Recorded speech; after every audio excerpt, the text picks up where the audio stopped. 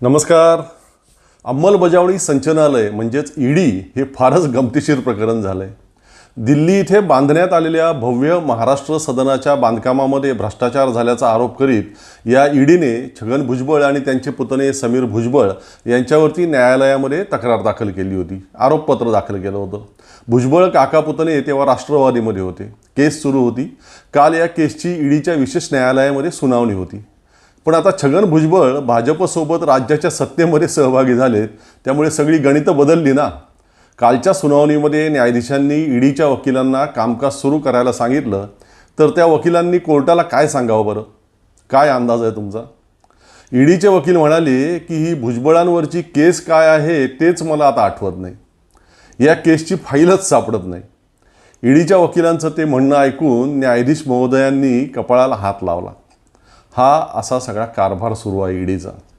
विरोधी पक्षांच्या लोकांवर आरोप करायचे, छापेमारी करायची, मानसिक टॉर्चर करायचं, बदनाम करायचं, गुन्हे दाखल करायचे. ती व्यक्ती भारतीय जनता पार्टीच्या दरवाजापर्यंत यायलाच हवी अशी परिस्थिती निर्माण करायची, आणि एकदा का ती व्यक्ती भाजपामध्ये आली की मग सगळं प्रकरण थंड करून टाकायचं, फाईली गायब करून टाकायच्या. काल काँग्रेस पक्षाच्या वतीनं ईडीवरती एक उपहासात्मक आणि विडंबनात्मक एक छोटंसं गाणं सोशल मीडियावरती प्रसारित करण्यात आलेलं आहे, जे अगदीच समर्पक आहे या सगळ्यावर. तुम्ही पाहिलं नसेल तर पहा.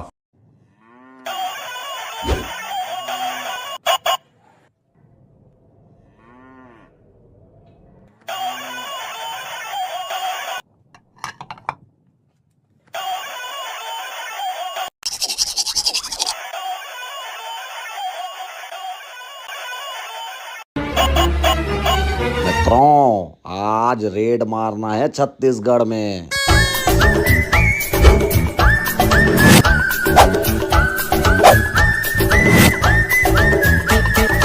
ईडी ईडी ईडी ईडी, ये ईडी ईडी क्या है? ये ईडी ईडी, ये ईडी ईडी क्या है? ये ईडी ईडी। जब बेरोजगारी भत्ता मिले तो मोदी भेजते हैं ईडी ईडी ईडी ईडी।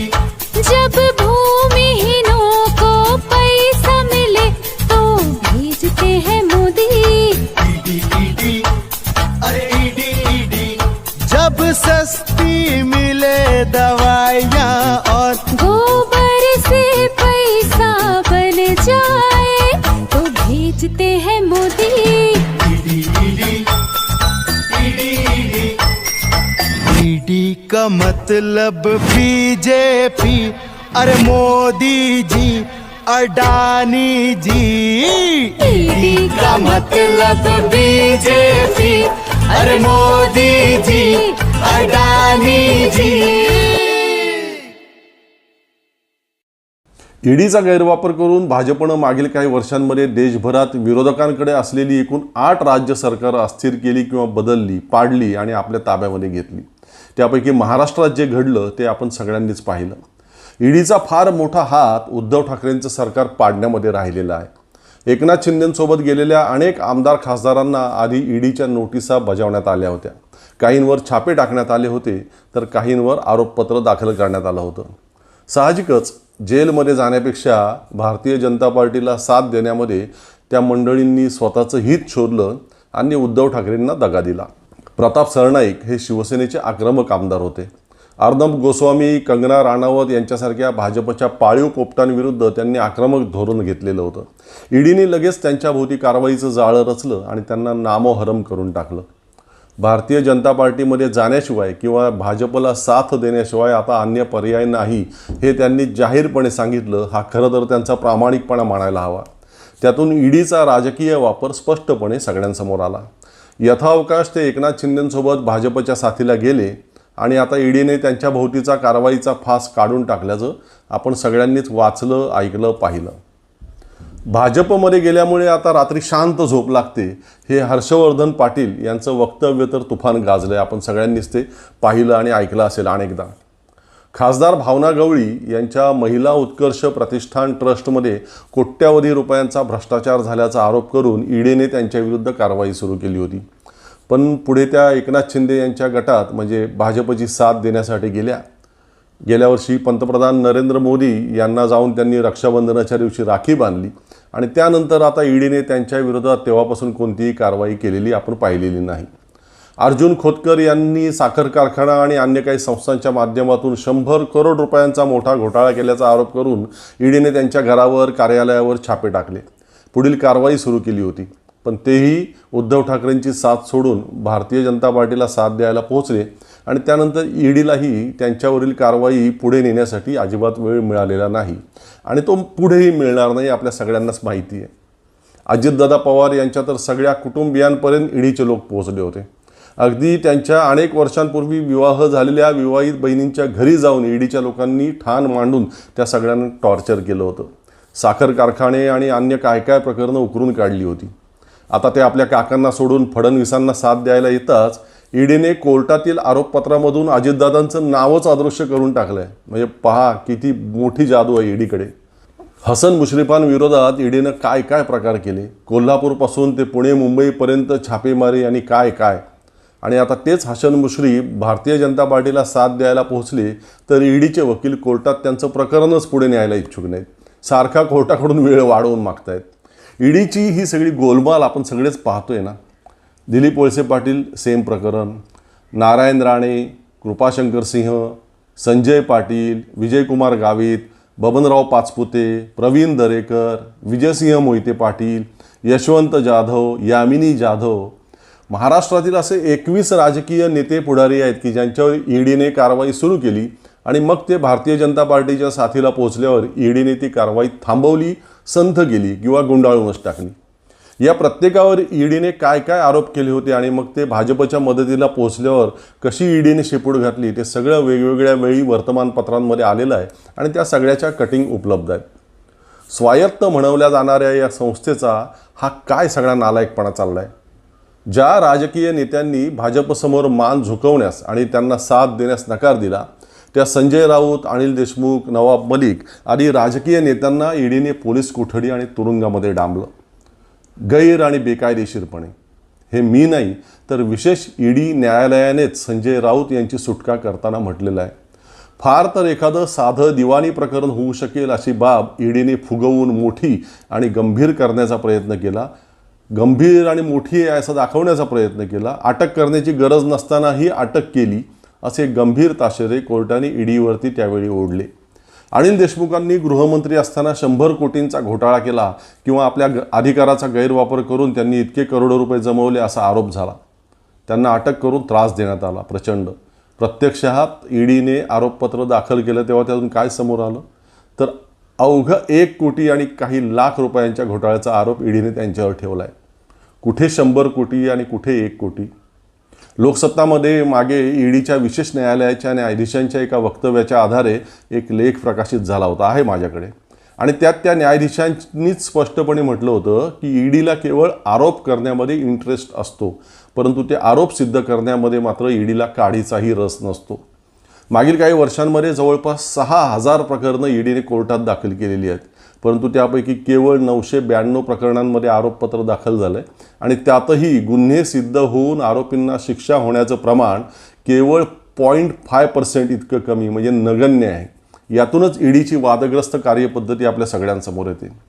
महाराष्ट्रात सुरू झालेल्या निर्भय बनो आंदोलनाने म्हणूनच ईडीच्या या भारतीय जनता पार्टीला मदत करणाऱ्या कारभाराविरोधात संघर्षाचा पवित्रा घेतला.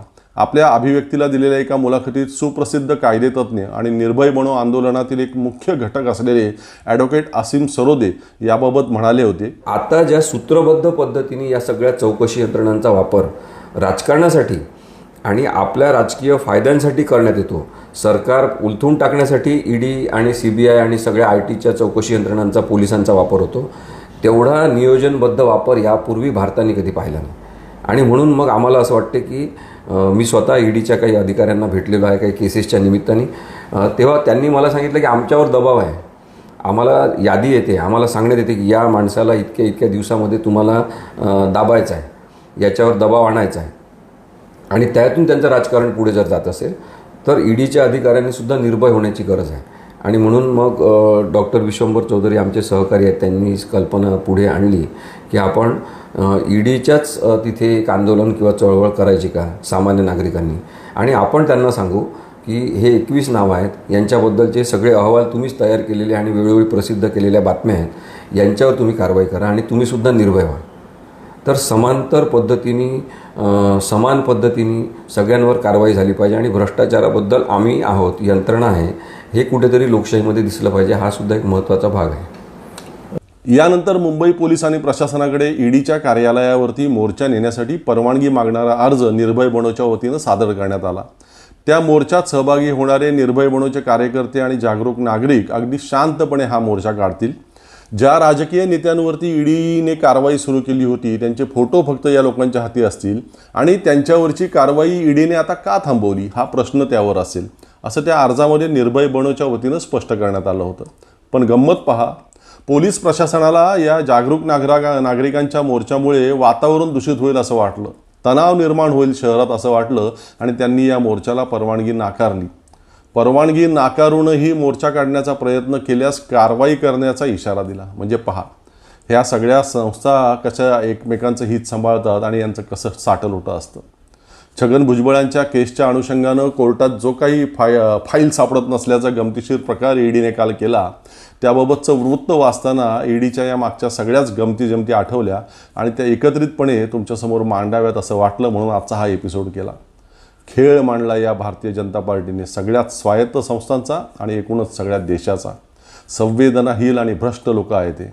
परवा काश्मीरमध्ये आपल्या लष्कराचे कर्नल, मेजर आदी प्रमुख अधिकारी आणि काही जवान दहशतवाद्यांच्या हल्ल्यात शहीद होत असताना आणि अत्यंत दुःखाचा असा तो प्रसंग असताना आपले आदरणीय पंतप्रधान आणि केंद्रीय अनेक मंत्री आपल्याच कार्यकर्त्यांकडून G20च्या यशाबद्दल स्वतःवरती फुलं उधळून घेत होते.